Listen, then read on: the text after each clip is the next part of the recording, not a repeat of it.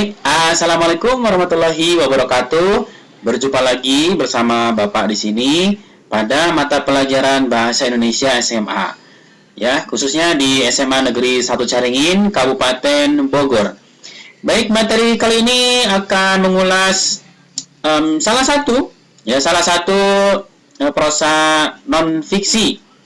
Ya, baik, sebelumnya kita perbesar dulu ya. Nah, ini memahami prosa non fiksi ya.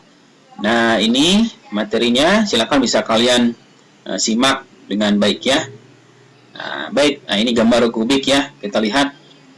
Nah, ini prosa non fiksi ya, karangan yang tidak berdasarkan rekaan atau hayalan pengarang ya, tetapi berisi hal-hal yang berupa informasi faktual atau kenyataan ya, atau berdasarkan pengamatan pengarang tentunya ya.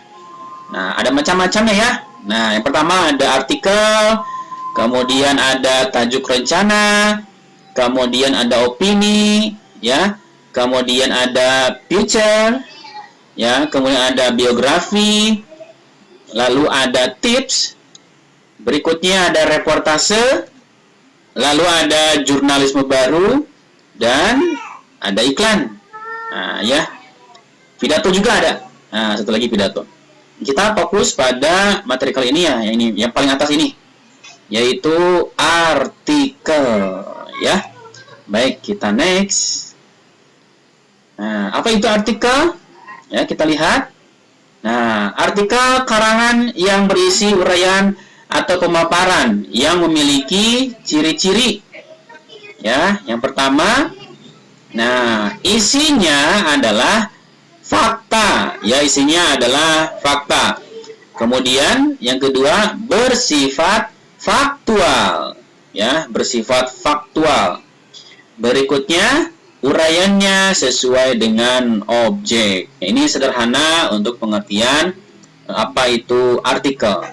Ya.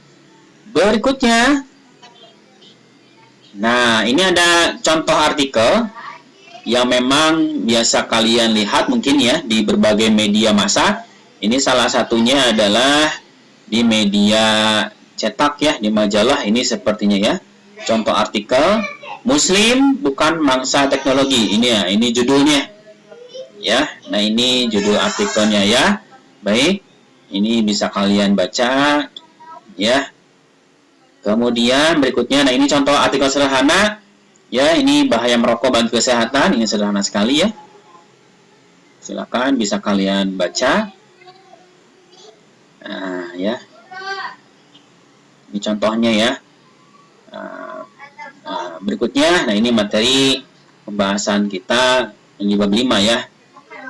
Ini hanya sekelumit saja nih. Ada pengertian, evaluasi, penyusunan. Nah, nih kita fokus dulu ke yang ini, yang pengertian artikel ya. Coba kita geser lagi. Nah, pengertian dan jenis artikel. Tadi di awal sudah secara semangat. Nah, ini artikel merupakan tulisan lepas berisi opini seseorang yang mengupas tuntas suatu masalah tertentu yang sifatnya aktual atau kontroversial dengan tujuan untuk memberitahu atau informatif ya, lalu meyakinkan, persuasif, argumentatif, atau menghibur khalayak pembaca atau rekreatif ya. Nah, ini ciri-cirinya. Yang pertama, ditulis berdasarkan fakta dan pandangan penulisnya. Yang B, mengandung gagasan aktual. Yang C, mengandung unsur intelektualitas atau pengetahuan. Yang D, bukan merupakan hasil plagiasi. Yang E, menguak masalah dan pemecahannya. Yang F, topik yang dibahas menyangkut kepentingan publik. Lalu yang G, menampilkan identitas atau nama penulis. Nah, ini ciri-ciri artikel yang bisa kalian cermati. Nah, ya. Berikutnya, coba kita lihat ya.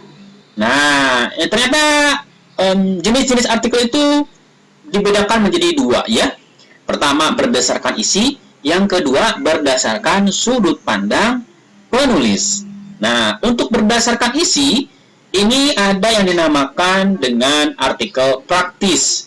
Kemudian ada artikel ringan, artikel halaman opini, artikel analisis ahli, artikel religi.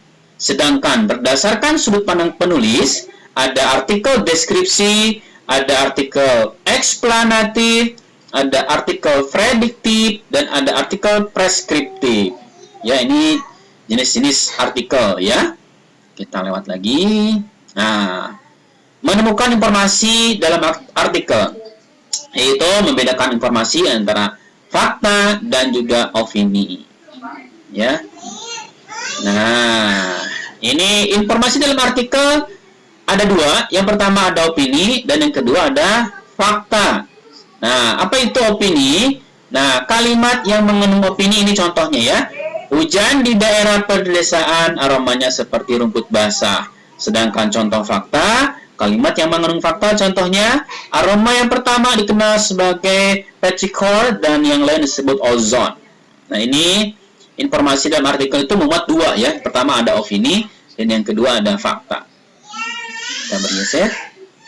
Nah, lihat ini membedakan opini dan fakta. Lihat, opini berupa pendapat, yang kedua tidak terdapat bukti yang jelas, yang ketiga bersifat subjektif, yang keempat belum teruji kebenarannya karena masih berupa tadi pendapat ya. Peristiwanya belum terjadi. Nah, sedangkan fakta yang pertama benar-benar terjadi dan nyata, yang kedua teruji kebenarannya, yang ketiga bukti terpublikasi secara luas, empat bersifat objektif, dan yang kelima keterangan waktu dan tempatnya jelas. Nah, ini harus bisa kalian membedakan antara mana opini dan juga mana fakta. Ya, tinggal disesuaikan saja dengan ciri-ciri opini dan fakta berikutnya. Ya, silahkan. Nah, ini sederhana saja untuk membedakan fakta dan opini. Baik, cukup ya. Ya, cukup untuk materi kali ini. Kita berjumpa lagi pada materi berikutnya. Tetap semangat ya anak-anak. Terima kasih. Wassalamualaikum warahmatullahi wabarakatuh.